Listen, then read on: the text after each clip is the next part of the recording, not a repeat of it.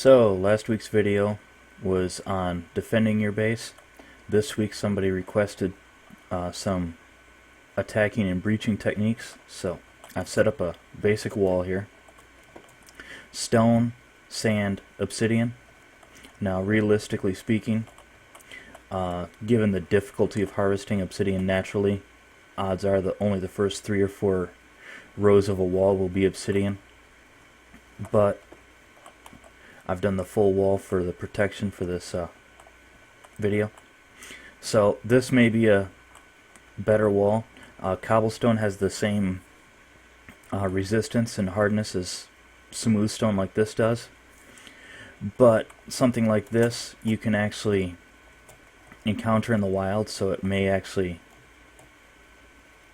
draw less attention. Now I'm going over here to show you a naturally occurring stone wall that might resemble. So you see, getting sheer walls of stone in the wild can happen, naturally occurring.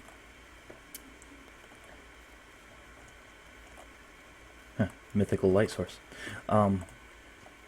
So a smooth stone wall might draw less attention, especially if you throw some dirt on it and decorate it a little bit and make it look a little more random. Whereas a cobblestone wall or a stone brick wall will definitely show signs that a person has been there. So for argument's sake, smooth stone is a little bit better, even if it costs more, because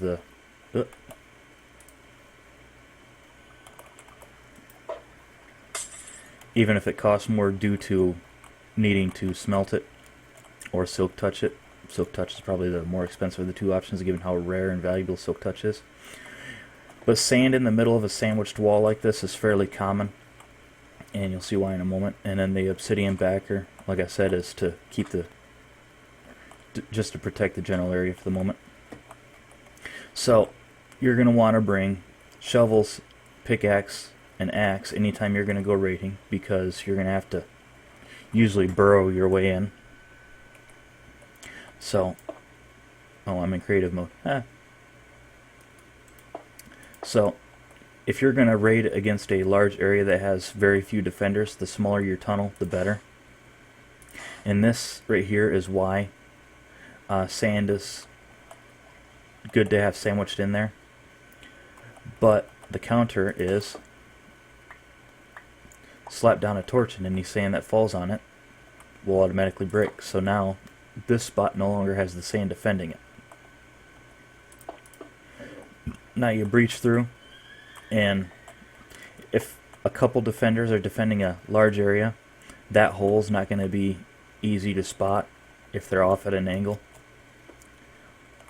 So if you're breaching against a large, lightly defended area, the smaller your hole the better, because it's harder to just spot on the run.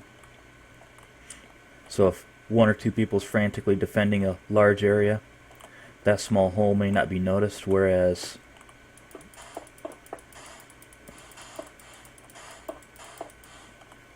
something bigger is a lot easier to spot from a distance and at an angle.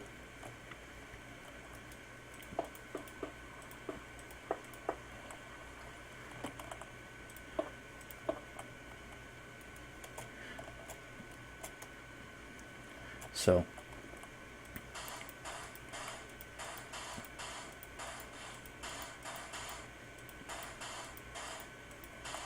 fill this back in, and then there. So our pristine wall is back. The next thing, if you're really wanting to play decoy, or you got multiple attackers that you want to, some of which may not be very good at the idea of PvP, TNT cannons.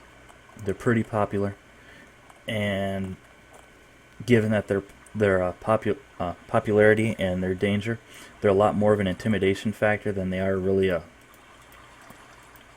viable strategy.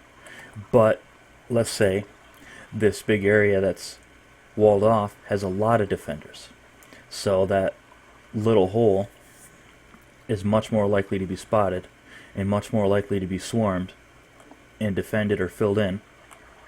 Well then,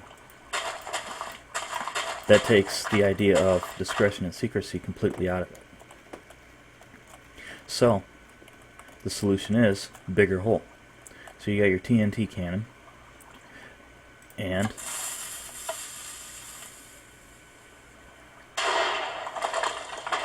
makes a much bigger hole. Now, because of the blast resistance of stone, no sand was actually destroyed. But on your second shot, it definitely will be. Now, this is definitely an expensive way to raid, so this isn't something you just casually do if you just want to poke a little fun at somebody, but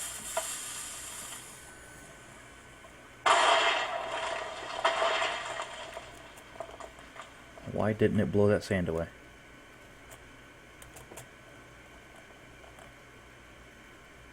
Well, let's try again.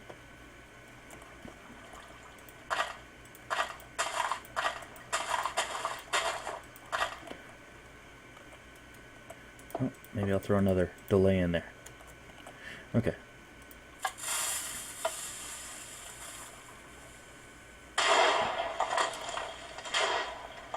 Well, that didn't work. Oh, no. The fun thing about this TNT is that it is a little bit random. It's not going to like shoot out the exact same spot every time. So let's see if it does the same thing this time. It shouldn't. Okay, there we go. So that put a hole in the sand. So that's how much sand that got destroyed.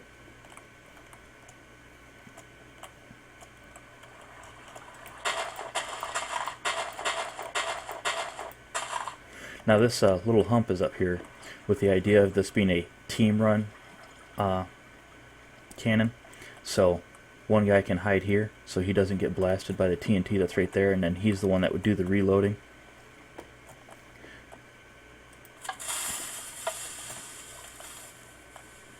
So, and sand does not have much blast resistance at all. If this was a stone wall back here, matter of fact, I'll just do it. This was a stone wall back here. Every time that sand was blasted, it'd be blasting stone out from behind it as well. So they would kind of know where you're coming from before you actually get through, but they wouldn't be able to do much about it.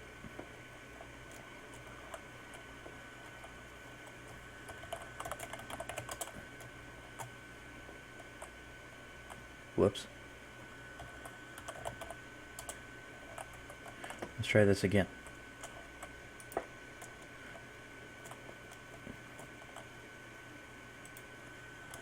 Set stone.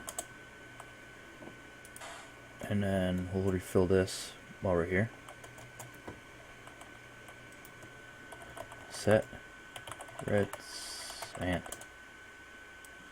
Oh, it doesn't like that one. Set sand. So, red sand and sand's got the same resistance.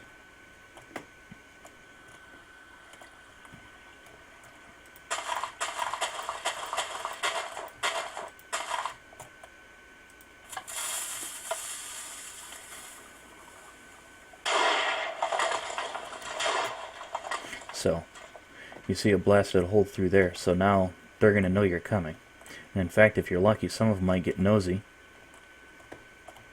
and try to figure out how this happened if the sand is still here. So while they're rebuilding it, you're reloading. Here's something I didn't plan. Let's see if it works out. I'm going to slap some fence down here.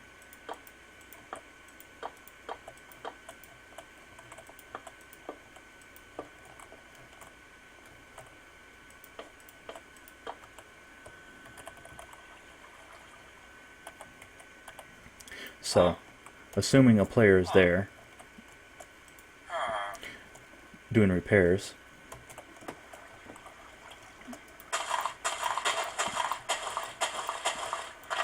it's important not to fill in that hole there, because that's your water that's actually pushing the TNT forward so that it'll all be there to throw this one. Oh, a blank. Wonder why it's doing that. Maybe because it's getting too close to the line out here. Yeah, TNT won't work we got Townie doing protection, so TNT won't work anywhere except for these 4 plots right now.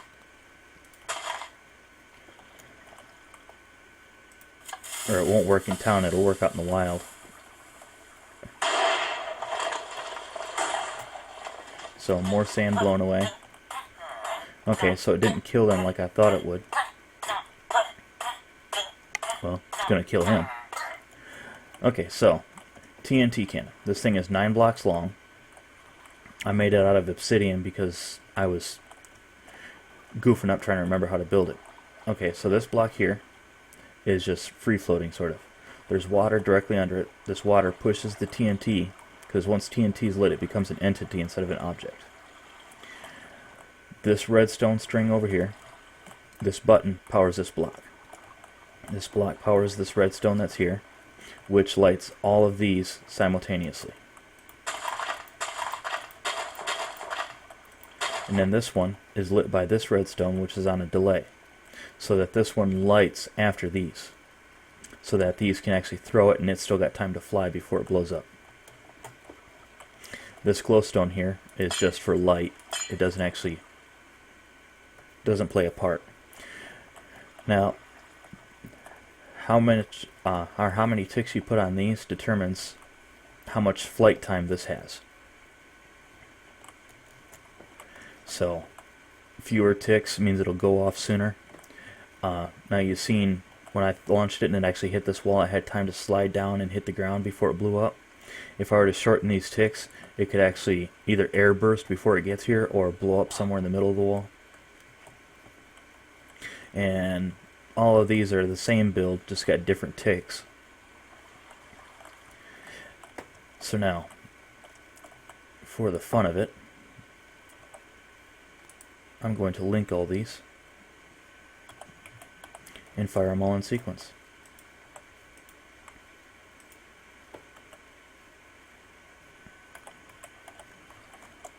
This would be something you're doing if you're really trying to siege a big base. TNT cannons are definitely not cost efficient for like 1 or 2 people versus 1 or 2 people.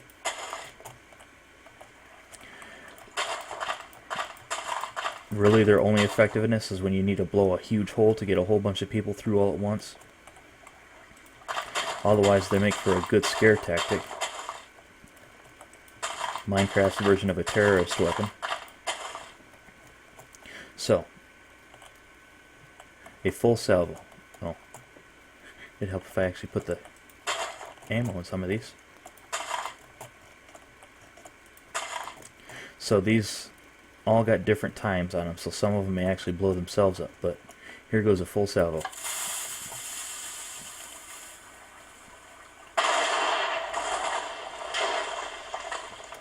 Now you see how that would screw somebody's defenses up?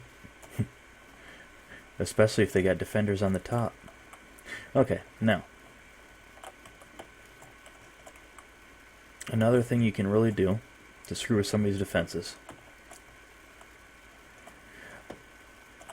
especially if they've got a nice big community and they're able to build a full wall out of obsidian. You'll see a lot of videos on Minecraft or on YouTube that claim that their TNT cannon, being the ultra special mega unicorn that it is, can breach an obsidian wall. TNT cannons cannot breach an obsidian wall. There is only one possible way TNT can breach an obsidian wall. And unlike most of those videos that just claim it but never show it, I'm actually going to show you the one way to breach an obsidian wall. So anytime somebody says they can breach an obsidian wall but they don't show you, just know they're full of shit.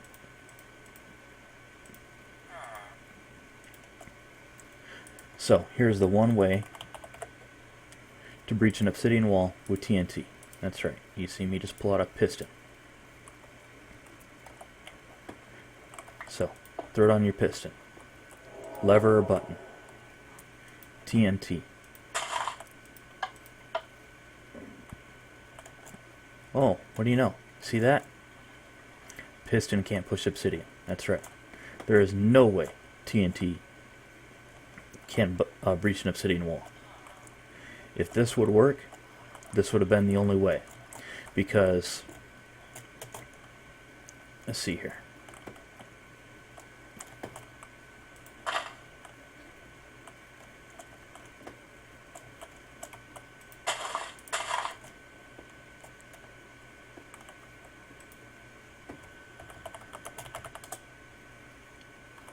Yeah, you see, you know what I'm about to do.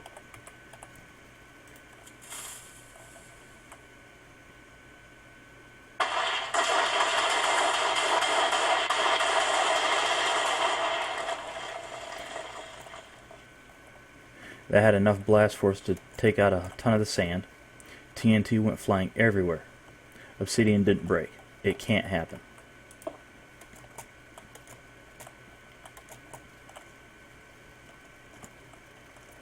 But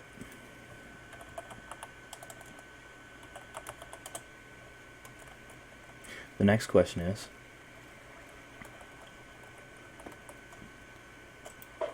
let's get some eyesight here again. Now, I showed you a TNT cannon up close. Whoops. Let's turn that off.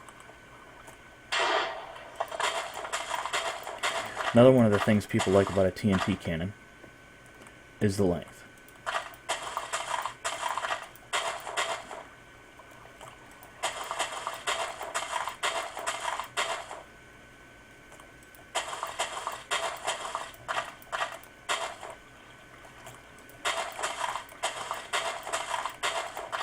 No more wall. Now, I've seen some TNT go pretty far, and like I've showed you already, it's kind of random. When the TNT blows, it's going to throw this in the general direction of forward, but it could actually slide across the ground, it could go way up and burst in the air, or I could get some nice distance on it. Now, assuming I can clear this moat here, there's a river out here, so it's still going to be kind of sketchy, but you guys can see kind of what the area looks like before I fire this.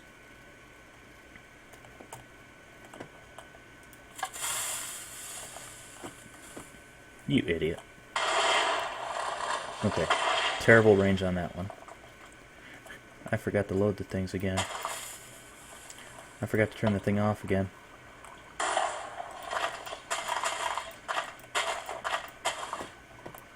And now you guys get to see more proof that I don't edit my videos and don't cheat and don't try and use tricks and gimmickry like some of these YouTubers do. You get to see what I actually did. For better or worse.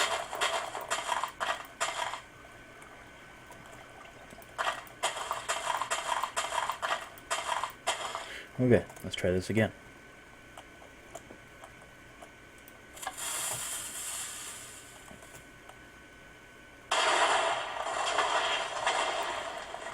Okay, so you see they get some fairly good time. Let's see if I can lengthen this one out even further.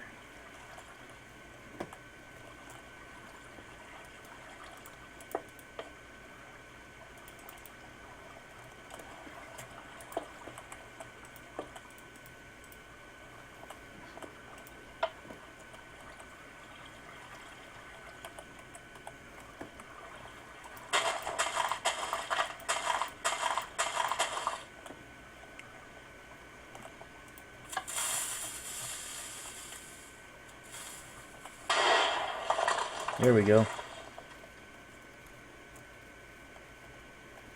Damn. You know what? I think it hit the water. Actually, no. I think what happened is it got deleted because it passed through this area of town where entities are not allowed. But you could see that trajectory. It was most likely going to clear this river. It's either going to hit the wall here or go even further.